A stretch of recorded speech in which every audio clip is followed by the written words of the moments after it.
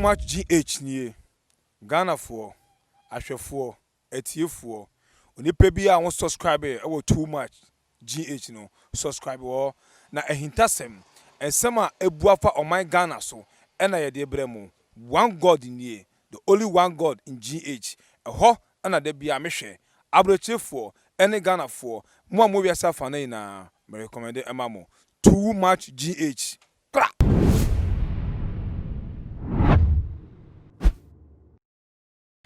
Bashonko and Koma Sabre, Sewa Jipre, Eshe Tuma GH, so many did na ama Ozana, Mitanabuno, Eddie, Afisha Pa, Eddie Amawo, Eddie Wobusha Fonia, Nakobongo Santoni, she went so, and we are so now Oma Afe, Elqua Pro, and San between him. Now make a and some Sanadan be no trending issues, bread, and I ask no trending issues to their na and Sama Elcoba, oh my god, and a midday episode now, and some day, I bet to the account ask them. And they say, Ghana han say a dubunya a fashion no emwa sebrunya yesu a war and kaye de enti at the no crampo but inti and ye a fashion inti and am so ya do na no empempino na say afafa wodo more on my muno one organize programs and be ya wo media engage in bebu no and no massa for man send be ya one more and form more and shenyama fufu mu atete and semni boni bekosro e wo memenu to wo try organize program na do na no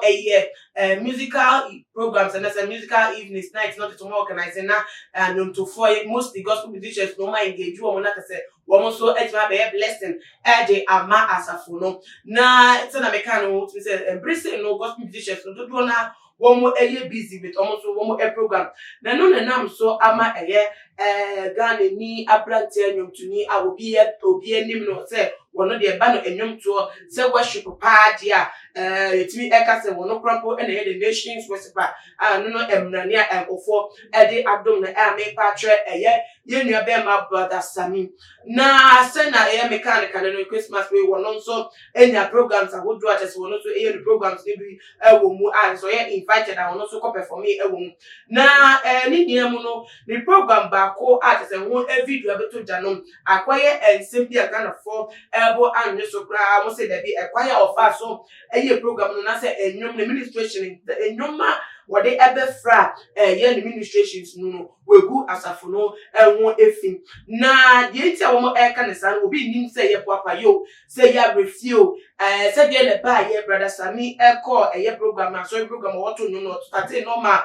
we dey ehase edify the worship na ebiem so obora highlight mu na obora highlight mu na say what to numina na ebusuafo wodane ediba secular music mu a secular music a wokopeja Kwame Eugene ne nyuma ahetia let dey comfort na edit many where the party day today na wopeja nyuma say mebu no so aso mo so mo jibo so de nya sekotwe ebusuafo ye go te video no emanie ba echi asem bia so no me be ka ho e aso mo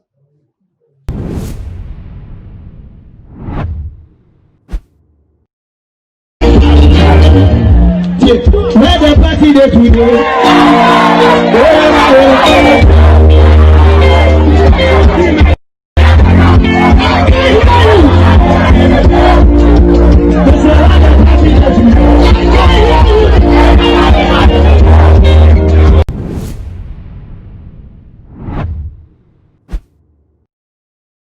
Na sena me kan prepare no sa so ene di ni akohwe bi ede abana Ghana for ese mo kan ya ne say enwom no the particular song I will choose to hear what they eto they can administration what they to man mebu no eso mo so no enka enwom foforo bi kra program park emu nsem de clear kakra enka enyo house as enwom mu ana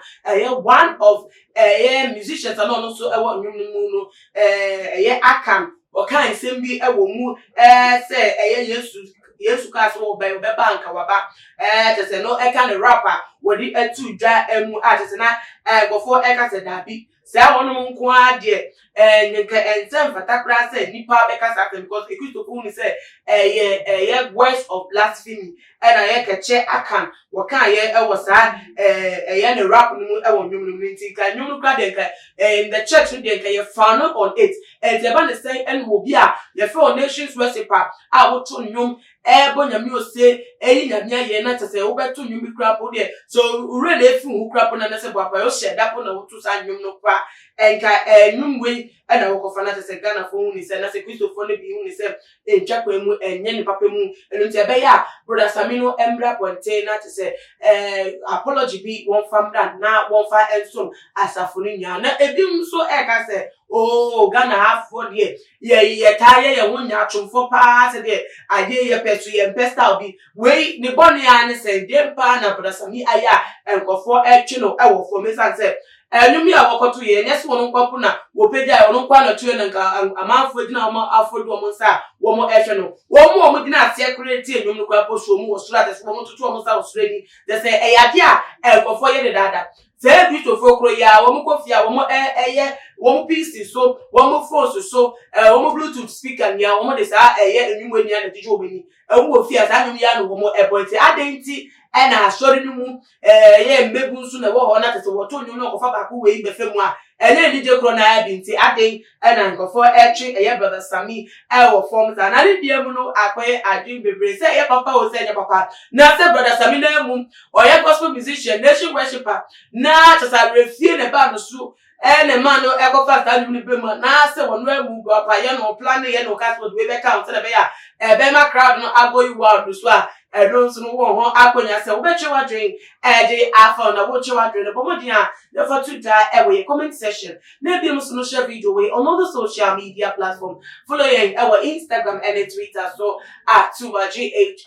Facebook @tumaGH meaning na ama oguswa na sala me call me ka message request so ya sema e bi etwedi ebremo Mama Juliet Ventures Mama Juliet say wo ba kitchen be fe living room CC bi di mu a aje wono an be bo Ninti Freno na 24/7 or available in nationwide delivery so they pour that form say your oven blenders and and chairs say I would be will be out with me at their community property na phone number no na freno na me say I can for a loan master at amamu mo advise for we dey matu edi mu pre enie wo mo say wuhia abai be wuhia posia bobia say wo the best sort one out say wo vacation plan be ni sana say event be organizer na so one kasa mu o personal project be we a seek plan no and so one no obetimi afa wo number no na test wo afre wo na within 24 hours no obetimi process loan e dem amount won so wetimi enya wasundwe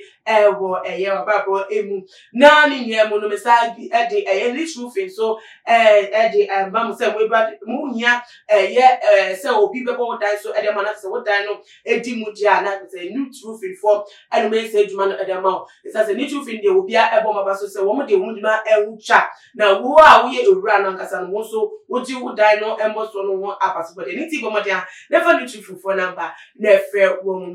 makramo sabri